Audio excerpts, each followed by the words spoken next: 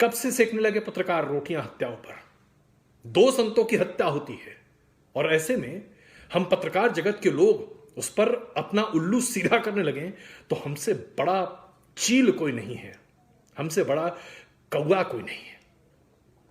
बहुत शर्म आती है, शर्म आ रही है मेरे उन पत्रकार मित्रों पर आज मुझे, जो चीख चीख कर चिल्ला चिल्ला कर यह कहते हैं कि संतों को कैसे मरने दिया गया। बिल्कुल गलत है साहब, गलत हुआ जो हुआ। वहां पर सरकार पर उंगली उठाइए, सरकार की जांच में कमी है तो उंगली उठाइए, पूछिए सरकार से, गिरवा पकड़िए सरकार का, झकझोर दीजिए सरकार को, हिला दीजिए सरकार को। लेकिन यह क्या कि आप बस सरकार की बखिया इसलिए उधेड़ना चाहते हैं क्योंकि आपको लगता है कि आपने बीड़ा उठा लिया है और आप किसी भी बारे में, किसी भी व्यक्ति के बारे में असभ्य से असभ्य, गंदी से गंदी भाषा, गलीच से गलीच, उपमान का अपमान की बातें कहें। भाई शब्द नहीं है मेरे पास। नमस्कार, आप सबों के साथ एक अंतराल के बाद जुड़ रहा हूं, उसके लिए माफी चाहता हूं। दरअसल देश में कोरोना को लेकर जिस तरह की बातें लगातार चल रही हैं और जो कुछ हो रहा है वो इतना ज़्यादा है कि इस बीच फेसबुक लाइव कर आपको थोड़ा ज़्यादा बोर करने की इच्छा नहीं हो रही थी। लेकिन बीते कुछ दिनों से पालघर को लेकर जिस तरह की बातें सामने टेलीविजन चैनलों पर आ रही हैं, लगा कि अपनी बात तो सामने रखनी चाहिए, कम से कम इतना हक तो हम सबों को है। पालघर में 2 संतों और उनके ड्राइवर की जघन्य हत्या एक बहुत बड़ा अपराध है। इस अपराध की कहीं कोई माफी नहीं है और इसके लिए जितनी बड़ी से बड़ी सजा हो सकती है वो दी जानी चाहिए, क्योंकि मॉब लिंचिंग का इससे बड़ा विभत्स रूप हम नहीं देख सकते थे जो आज हमने देखा। लेकिन बीते 6-8 सालों में मॉब लिंचिंग के कई विभत्स स्वरूप हमने हमारे देश में देखे हैं और हर बार चर्चा यही होती है कि आखिरकार आज इंसान इतना बड़ा जानवर कैसे बन गया है कि मात्र अफवाह पर वो लोगों की जान ले लेता है। पीट पीट कर एक समूह, किसी व्यक्ति या व्यक्ति के समूह की जान ले लेता है। हम अपराधी बन चुके हैं क्या? उस पर भी सोचिए जरा। आखिरकार हिंदू बहुल गांव और वहां पर सब हिंदू मौजूद हैं, साधु हैं जो गेरुआ वस्त्र पहने हैं, और उन साधुओं को पुलिस की मौजूदगी में पीट पीट कर मार डालना, कोई भी हिंदू समाज इसे बर्दाश्त नहीं कर सकता और किसी भी हिंदू से ऐसी उम्मीद नहीं की जा सकती। लेकिन फिर भी यह हुआ, एक बड़ा अपराध हुआ, त्राहिमाम मचा। महाराष्ट्र सरकार ने फौरन कार्रवाई करने की कोशिश की, 110 लोगों को गिरफ्तार किया गया, 8-10 लोगों को चिन्हित किया गया, सब लोगों के साथ कार्रवाई की गई और महाराष्ट्र के मुख्यमंत्री ने अपील भी की कि इस पूरे मामले में सांप्रदायिक रंग नहीं है, क्योंकि इसमें सांप्रदायिकता कहीं से जुड़ती नहीं है। हम सबों ने ये सारी बातें देखी, समझी और हमें इस बात पर भी यकीन हुआ कि लगता है कि महाराष्ट्र सरकार तेजी से और फौरन इस पर कार्रवाई करने जा रही है। आखिरकार शिवसेना की अगुवाई में महाराष्ट्र की सरकार चल रही है और संतों की हत्या उसी राज्य में हो जाए तो शिवसेना के लिए इससे बड़ी डूब मरने की बात और क्या हो सकती है। इसलिए जाहिर सी बात है काफी तत्परता दिखाई दी और हमने ये सब कुछ देखा। लेकिन उसके बाद कुछ ऐसे लोग जो टेलीविजन पर अपनी पहुंच बढ़ाने के लिए, टेलीविजन पर अपने आप को सुर्खियों में रखने के लिए जिस तरह से बयानबाजी करने लगे या इस तरह से टेलीविजन शो करने लगे, यह सवाल खड़े करने लगा कि आखिरकार पत्रकारों को क्या हो गया है। हम पत्रकारों का तो काम है कि जहां जो अपराध है, जो गलत है, उसे सामने लाएं, ध्यान आकर्षित करें सरकार का कि इस पर कार्रवाई कीजिए। अगर सरकार कार्रवाई कर रही है तो चलिए उसमें हम दखल न दें, लेकिन कम से कम उसकी जांच की परतों को बाहर निकालें और जनता के सामने सत्य को सामने रखने की कोशिश करें। यह हमारी जिम्मेदारी है। लेकिन जब पत्रकार जगत के कुछ एक लोग जो नामचीन हैं, जिनके करोड़ों करोड़ दर्शक हैं और लोग उनसे जुड़ते हैं, वो लोग जब एक विषैली बात लेकर सामने आ जाते हैं, एक ऐसा ध्येय लेकर सामने आ जाते हैं जो कि प्रस्तुत करता है एक बहुत ही विभत्स तस्वीर। हमने राजनीतिज्ञों को हत्या पर रोटियां सेकते हुए देखा है, लेकिन पत्रकार कब से रोटियां सेकने लगे हत्याओं पर? कब से सेकने लगे पत्रकार रोटियां हत्याओं पर? 2 संतों की हत्या होती है और ऐसे में हम पत्रकार जगत के लोग उस पर अपना उल्लू सीधा करने लगे तो हमसे बड़ा चील कोई नहीं है, हमसे बड़ा कौवा कोई नहीं है। बहुत शर्म आती है, शर्म आ रही है मेरे उन पत्रकार मित्रों पर आज मुझे, जो चीख चीख कर चिल्ला चिल्ला कर ये कहते हैं कि संतों को कैसे मरने दिया गया। बिल्कुल गलत है साहब, गलत हुआ जो हुआ वहां पर। सरकार पर उंगली उठाइए, सरकार की जांच में कमी है तो उंगली उठाइए, पूछिए सरकार से, गिरवा पकड़िए सरकार का, झकझोर दीजिए सरकार को, हिला दीजिए सरकार को। लेकिन ये क्या कि आप बस सरकार की बखिया इसलिए उधेड़ना चाहते हैं क्योंकि आपको लगता है कि आपने बीड़ा उठा लिया है और आप किसी भी बारे में, किसी भी व्यक्ति के बारे में असभ्य से असभ्य, गंदी से गंदी भाषा, गलीच से गलीच, उपमान का अपमान की बातें कहें। भाई शब्द नहीं है मेरे पास जिस तरह की भाषा का इस्तेमाल किया जा रहा है। मैं पूछता हूं आपसे, उद्धव ठाकरे की अगुवाई में महाराष्ट्र में सरकार चल रही है, बड़ा पार्टनर शिवसेना है, दूसरा बड़ा पार्टनर एनसीपी है, तीसरा पार्टनर कांग्रेस है, माइनॉरिटी पार्टनर। कांग्रेस का प्रतिनिधित्व अनुपात के आधार पर मंत्रिमंडल में भी है। ऐसे में सोनिया गांधी क्या महाराष्ट्र में सरकार चला रही हैं कि संतों की हत्या करने के लिए सोनिया गांधी के ऊपर ठीकरा पड़ा जाए? सही गलत मैं नहीं जानता, लेकिन मैं आपसे पूछता हूं, बताइए जरा, क्या सोनिया गांधी सीधे तौर पर महाराष्ट्र की सरकार चला रही है? क्या सोनिया गांधी ने आज तक देश में कोई सरकार चलाई है? सोनिया गांधी के राजनीतिक समझ, उनकी सूझबूझ पर तमाम सवाल हम पत्रकारों ने उठाए और उठाने भी चाहिए। कोई दूध की धुली नहीं है सोनिया गांधी और कांग्रेस पार्टी। लेकिन संतों की हत्या में सोनिया गांधी का कहां से लिंक है? कोई जरा बता दे। कहीं से कुछ नहीं है। नाम अच्छा है इसलिए उछाल दो इसको, इस पर तुम व्यूअरशिप ले सकते हो, लोगों के ध्यान को आकर्षित कर सकते हो, इसलिए नाम उछालो, नाम के आगे खूब सारी गालियां डालो।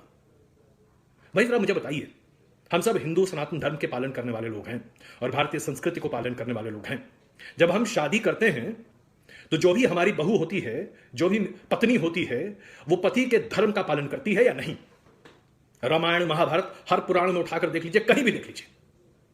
सोनिया गांधी विदेशी मूल की हैं जरूर, लेकिन अंततः उन्होंने एक हिंदुस्तानी से ही तो शादी की है। तो क्या वो आज भी विदेशी हैं? जैसे कि मैं बिहार रहने वाला हूं, मेरी पत्नी बंगाल रहने वाली है, वो बंगाली मूल की है। तो मुझसे शादी करने के बाद मेरी पत्नी अब मेरे परिवार की परंपराओं का पालन करती हैं या वो अपने घर के परंपराओं का पालन करती हैं? और मेरे परिवार में अगर कुछ गलत होता है तो उसकी जिम्मेदारी मेरी है या मेरी पत्नी की है? कमाल है साहब। सोनिया गांधी का नाम काफी है इसलिए उछालते रहो और उसके पीछे पूरी राजनीति करते रहो, और क्या तमाशा है भाई। आपकी गाड़ी के ऊपर दो लोग इंक छिड़क देते हैं और आप कहते हैं कि आपके ऊपर हमला हो गया। हमला होना क्या होता है जानते हैं आप? आपकी अगर किसी ने उंगली की भी तोड़ दी होती है ना तो उसको कहते हैं हमला। चलिए, आपके ऊपर जो हुआ बहुत गलत हुआ, नहीं होना चाहिए, किसी भी पत्रकार को धमकाना नहीं चाहिए, बिल्कुल नहीं धमकाना चाहिए। लेकिन जब आप इस तरह से लोगों की भावनाओं के साथ खेल रहे हैं तो क्या लोग कुछ करेंगे नहीं आपके साथ? करेंगे ही, तो आपको तैयार रहना चाहिए ना। जब हम दंगा पीड़ित क्षेत्र में जाते हैं रिपोर्टिंग करने के लिए और वहां पर अगर हम जानते हैं कि स्थिति तनावपूर्ण बनी हुई है तो क्या हम वहां पर उकसाने वाले सवाल पूछते हैं क्या? जर्नलिज्म का बेसिक सवाल है ना, बेसिक उसूल है ये, नहीं पूछते हैं ना। हम अच्छी रिपोर्टिंग करते हैं, बैलेंस्ड रिपोर्टिंग करते हैं, वहां किसी को उकसाते नहीं है, किसी की भावनाओं को भड़काते नहीं है, किसी को ठेस नहीं पहुंचाते हैं। आप टीवी पर बैठकर तमाम लोगों को जो चाहे सो बोल सकते हैं और आप सुनना भी नहीं चाहते। चलिए, बोलने का आधार तो होना चाहिए। किस आधार पर आप तमाम बातें बोल रहे हैं? क्या आधार है आपके पास? क्या प्रमाण है आपके पास? क्या प्रमाण है आपके पास कि महाराष्ट्र की सरकार ने जानबूझकर संतों की हत्या करवाई वहां पर? क्या प्रमाण है आपके पास कि कम्युनिस्ट पार्टी के लोगों ने जानबूझकर संतों की हत्या करवाई वहां पर? प्रमाण है तो देश के सामने रखिए। इतनी हिम्मत है तो लिखा हुआ दस्तावेज देश के सामने रखिए, किसी की रिकॉर्डिंग सामने रखिए, हिडन कैमरा शूट कीजिए और बताइए देश को कि हां ये देखिए, मैं डंके की चोट पर कहता हूं, जो मैं कह रहा हूं सत्य है। आप में और बाकी राजनीतिज्ञों में फिर फर्क क्या रह जाता है? आप पत्रकार कहां रह जाते हैं? और सिर्फ आप नहीं, आपके जैसे और बहुत सारे लोग आजकल हो गए हैं टेलीविजन जगत में, जो सिर्फ अपनी रेटिंग, अपनी व्यूअरशिप, अपनी बातों को सत्य मानते हैं। उनको लगता है कि उनसे बड़ा कोई है ही नहीं इस देश में, इस दुनिया में। जनाब, आप पत्रकार हैं, आपका काम संवाद है जनता और सरकार के बीच। सरकार और जनता के बीच हम एक पुल है, जहां हम संवाद की कोशिश करते हैं, जहां लोगों को जोड़ने की कोशिश करते हैं। अगर हम भ्रमात्मक, गैर तथ्यात्मक और सिर्फ अपने दिमाग की उपज लोगों के सामने परोस रहे हैं तो हमसे बड़ा अपराधी इस जगत में कोई नहीं है, क्योंकि हम दुष्प्रचार का वो माध्यम बन रहे हैं जिसको खत्म करने का बीड़ा हमने उठाया है। आज जहां पूरी दुनिया में बात इसकी हो रही है कि कैसे कैसे आप दुष्प्रचार को खत्म करें, वहां पत्रकार अगर इसका हिस्सा बन जाए तो इससे बड़ा जघन्य अपराध और क्या हो सकता है? आप बहुत बड़े अपराधी हैं। वो तमाम लोग जो आज इस तरह से रिपोर्टिंग कर कर, एंकरिंग कर कर अपनी रोटियां सेक रहे हैं। आपने और राजनीतिज्ञों में जो दंगों पर अपनी राजनीतिक रोटियां सेकते हैं, जो लोगों की हत्याओं पर अपनी राजनीतिक रोटियां सेकते हैं, जो सांप्रदायिकता के नाम पर अपनी राजनीति की दुकान चलाते हैं, कोई फर्क नहीं है। आपने इस सीमा को लांघ दिया, मिटा दिया हमेशा के लिए। जनाब, हम सब लोग बड़ी कठिन परिस्थितियों से निकलकर सामने आए हैं।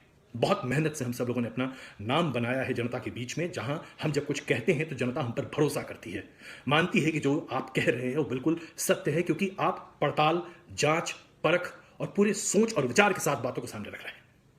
लेकिन अगर आप सिर्फ विद्वेष, घृणा, हिंसा और चीखने और चिल्लाने के नाम पर अपने आप को सार्वजनिक तौर पर एक बहुत बड़े पत्रकार के तौर पर स्थापित करना चाहते हैं, तो आपसे छोटा आदमी कोई नहीं है।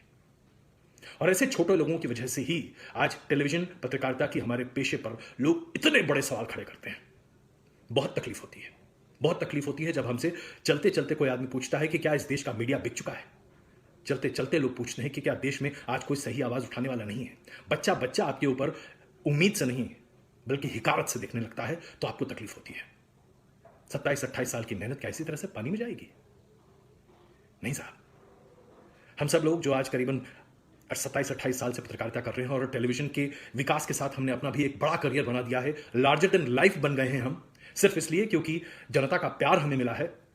याद रखिए, जिस तरह से फिल्म अभिनेता का करियर स्पैन होता है, वैसे ही एक टेलीविजन एंकर का भी करियर स्पैन होता है।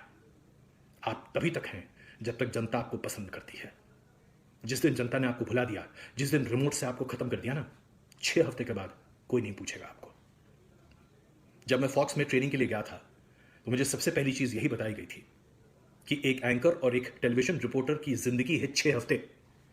6 हफ्ते अगर आप टीवी पर नहीं हैं तो फिर आपको कोई नहीं पूछता, कोई नहीं पहचानता और आपकी कोई औकात नहीं है।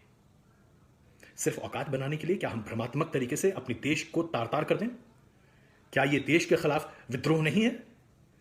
बहुत सारे आप लोग हैं जो कह रहे हैं मैं कांग्रेस का प्रचार कर रहा हूं, तमाम तरह की बातें। अरे जाइए भाई, कांग्रेस का प्रचार करके मुझे क्या मिल जाएगा? कांग्रेस पार्टी क्या मुझे 2 पैसे दे देगी? आज तक अगर मुझे किसी ने 2 पैसे नहीं दिए तो आज कोई दे देगा? मैं ये सीधी बात कह रहा हूं। सोनिया गांधी का प्रचार नहीं कर रहा, मैं ये कह रहा हूं कि भाई सीधे सीधे बोलिए। जिम्मेदार है राज्य सरकार, जहां पर हर व्यक्ति की सुरक्षा की जिम्मेदारी उसके ऊपर है। अपराध हुआ है, सरकार को उस पर कार्रवाई करनी चाहिए, पुलिस महकमे को जांच करनी चाहिए, दोषी को कोर्ट से सजा मिलनी चाहिए और यही होना चाहिए।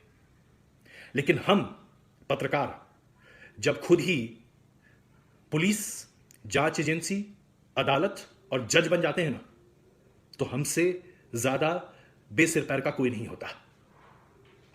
यही बात मैं सामने रख रहा हूं। किसी ने हमें यह अधिकार नहीं दिया कि हम दूसरों पर आरोप मढ़ें बिना किसी तथ्य के, किसी के ऊपर भी। चाहे आप उद्धव ठाकरे का नाम लेकर बेतथ्यात्मक बातें कहें, चाहे आप सोनिया गांधी के नाम पर बेतथ्यात्मक बातें कहें, चाहे आप भारतीय जनता पार्टी के किसी भी नेता के बारे में बेतथ्यात्मक बात कहें। किसी भी नेता, किसी भी सम्मानजनक व्यक्ति, किसी भी सम्मानजनक पत्रकार और किसी भी सामान्य नागरिक के खिलाफ कुछ भी बिना तथ्यों के कहना अपराध है। तथ्य है, सामने रखिए, गर्दन पकड़िए। तथ्य नहीं है, शांत रहिए और चुप रहिए। जिन लोगों के पास जांच का अधिकार है उन्हें जांच करने दीजिए। और हमारे पेशे की सबसे बड़ी खूबसूरती यही है कि हम अपनी बातों को मुखर तरीके से सामने रख सकते हैं और जनता हमारे साथ होती है।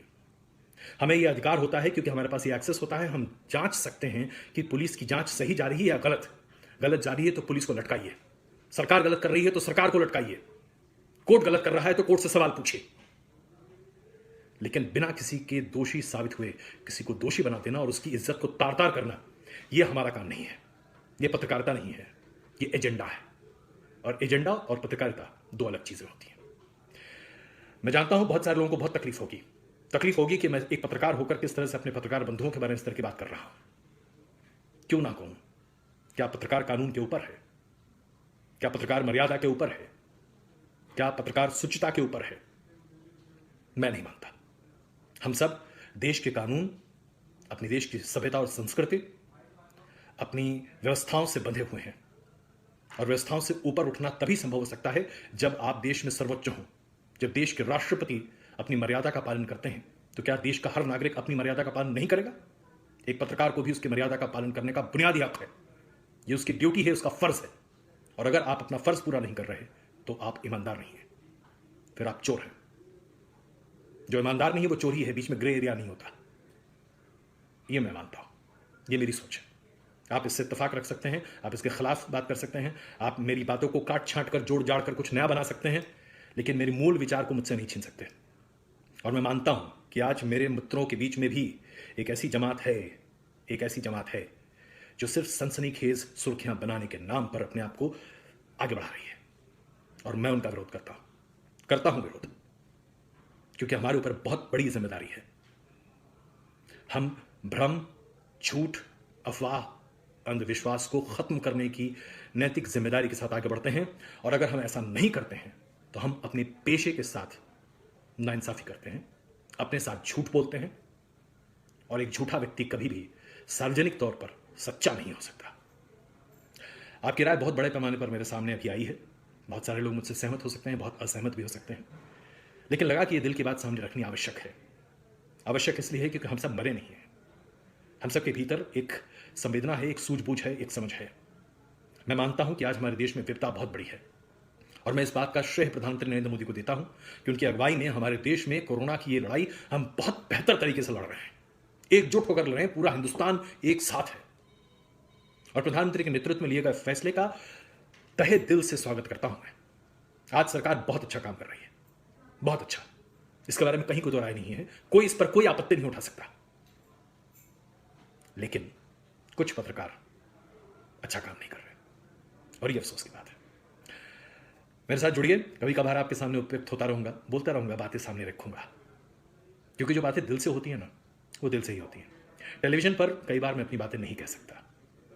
ये एक अलग माध्यम है जिसके जरिए मैं सीधे आपसे जुड़ सकता हूं, दिल की बातें सामने रख सकता हूं, अच्छा भी, बुरा भी, कभी गुस्सा भी, कभी प्यार भी। चलिए एक बार फिर मिलेंगे प्यार गुस्से के बीच मोहब्बत की इस रास्ते पर। बहुत धन्यवाद मेरे साथ जुड़ने के लिए। नमस्कार।